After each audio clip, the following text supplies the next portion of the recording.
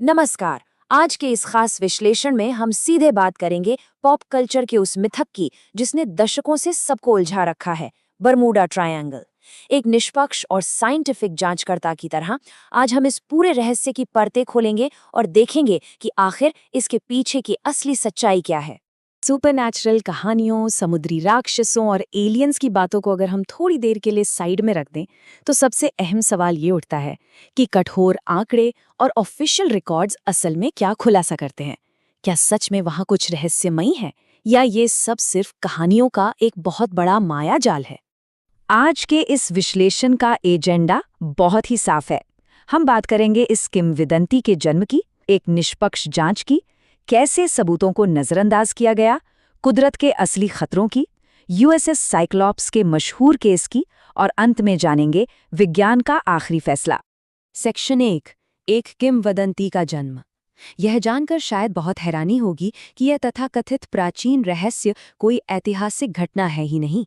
दरअसल इसे 20वीं सदी के बीच में कुछ मैगजीन राइटर्स ने अपनी कल्पनाओं से गढ़ा था। जरा इस टाइमलाइन को देखिए और समझिए कि ये कहानी कितनी तेजी से फैली। 1950 में छपे पहले आर्टिकल से लेकर 1964 तक, जब इसी द डेडली बरमूडा ट्रायंगल का नाम मिला। सिर्फ 14 सालों के अंदर इन राइटर्स ने न सिर्फ इस इलाके की बाउंड्री तय कर दी, बल्कि इसके इर्द गिर्द खौफनाक कहानियों का एक पूरा साम्राज्य खड़ा कर दिया। सेक्शन 2, निष्पक्ष जांच। अब मीडिया की इन सनसनीखेज बातों से बाहर निकलते हैं और उन रिसर्चर्स पर फोकस करते हैं जिन्होंने वैज्ञानिक नजरिए से इन सुपरनैचुरल दावों का असल में फैक्ट चेक किया। रिसर्चर लैरी कुशे का 1975 का यह कंक्लूजन बहुत कुछ साफ कर देता है। उन्होंने बस उस दौर के पुराने अखबारों को खंगाला और पाया कि इन मिथ बनाने वालों की रिसर्च कितनी लापरवाही भरी थी। मतलब जिन घटनाओं को रहस्य बताकर बेचा गया, उनका पूरा और असली सच तो कभी पब्लिक को बताया ही नहीं गया। सेक्शन 3, स्पष्ट सबूतों की अनदेखी। ये हिस्सा सच में चौंकाने वाला है कि कैसे सिर्फ अपनी किताब की प्रतियां बेचने के लिए और एक रोमांचक कहानी बनाने के लिए राइटर्स ने जानबूझकर पक्के सबूतों को गायब कर दिया। अगर हम इन दावों को आमने सामने रखें तो सारा खेल समझ आ जाता है। जहाज़ों के डूबने को रहस्यमयी दिखाने के लिए लेखकों ने मौसम की आधिकारिक रिपोर्टों को पूरी तरह इग्नोर किया। जहां लेखकों ने लिखा कि समुद्र बिल्कुल शांत था, वहीं ऑफिशियल रिकॉर्ड्स चीख चीख कर बता रहे थे कि उस वक्त वहां भयंकर तूफान और साइक्लोन आए हुए थे। वीए फोक जहाज का मामला इस धोखे का परफेक्ट उदाहरण है। एक राइटर ने दावा किया कि पूरी क्रू गायब हो गई और बस कैप्टन कॉफी का कप पकड़े बैठे मिले। लेकिन यूएस कोस्ट गार्ड के ऑफिशियल रिकॉर्ड्स बताते हैं कि मलबे से कई शव बरामद हुए थे, और वो भी टेक्सास के तट पर, जो बरमूडा ट्रायंगल के आसपास भी नहीं है। कमाल है ना? सेक्शन 4, प्रकृति के सरल स्पष्टीकरण। अब इन मनगढ़ंत कहानियों को छोड़ते हैं और उन असली प्राकृतिक कारणों को देखते हैं जिन्हें नोआ जैसी साइंटिफिक संस्थाएं इन समुद्री हादसों की असली वजह मानती हैं। एलियंस या किसी खोए हुए शहर एटलांटिस को भूल जाइए। विज्ञान हमें बिल्कुल साफ साफ बताता है कि इस इलाके में कुदरत के कुछ बेहद खतरनाक और पूरी तरह से प्राकृतिक खतरे मौजूद हैं। आइए देखते हैं कि असल में वहां होता क्या है। सबसे पहले बात करते हैं गल्फ स्ट्रीम की। इसे समझना बहुत जरूरी है। ये समुद्र के अंदर बहने वाली एक बहुत ही तेज नदी की तरह है, जिसकी स्पीड 2 मीटर प्रति सेकंड तक होती है। अगर किसी प्लेन या बोट का इंजन फेल हो जाए तो ये तेज धारा उसे उसकी आखिरी लोकेशन से मीलों दूर बहा ले जाती है, जिससे मलबा खोजना लगभग नामुमकिन हो जाता है। इसके अलावा वहां के अचानक बदलने वाले और हिंसक मौसम को भी मत भूलिए।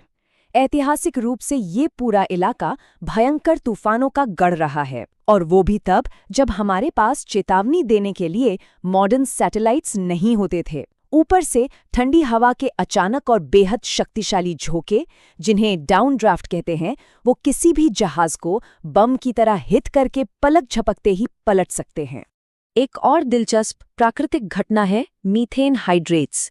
हालांकि जियोलॉजिकल सर्वे का कहना है कि पिछले 15,000 सालों में यहाँ कोई बहुत बड़ा गैस रिसाव नहीं हुआ है, लेकिन लैब टेस्ट्स में ये बात पूरी तरह साबित हो चुकी है कि समुद्र के नीचे से उठने वाले मीथेन गैस के बड़े बुलबुले पानी की डेंसिटी को इतना कम कर देते हैं कि एक तैरता हुआ जहाज बिना किसी वार्निंग के तुरंत डूब सकता है।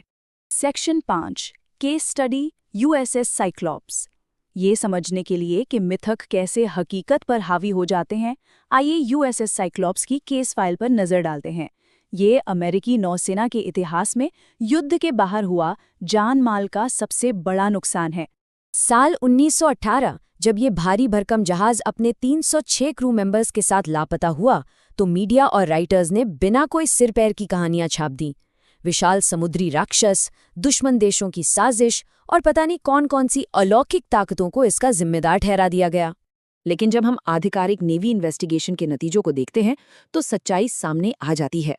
असली वजह थी एक स्ट्रक्चरल फेलियर। जहाज पर उसकी क्षमता से कहीं ज्यादा भारी और सघन मैंगनीज अयस्क लाद दिया गया था।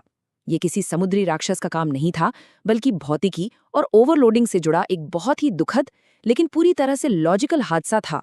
सेक्शन 6, अंतिम वैज्ञानिक फैसला।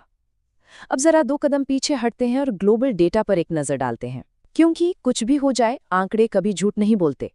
इन नंबर्स को देखिए। प्रतिशत के हिसाब से अगर बात करें तो इस तथाकथित रहस्यमयी त्रिकोण में लापता होने वाले जहाज़ों की दर दुनिया के किसी भी अन्य बिजी समुद्री रास्ते के बिल्कुल बराबर है।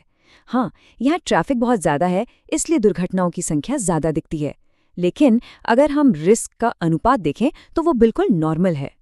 और यही कारण है कि लॉयड्स ऑफ लंदन जैसी दुनिया की सबसे बड़ी इंश्योरेंस कंपनियां इस इलाके को कोई खतरनाक जोन नहीं मानती। 2013 में WWF ने दुनिया के 10 सबसे खतरनाक समुद्री रास्तों की लिस्ट निकाली थी, और गैस कीजिए, बरमूडा ट्रायंगल उस लिस्ट में था ही नहीं। अगर यहाँ सच में जहाज़ों को कोई रहस्यमयी खतरा होता तो इंश्योरेंस कंपनियां यहाँ से गुजरने के लिए भारी एक्स्ट्रा प्रीमियम वसूलती, जो कि वो बिल्कुल नहीं करती।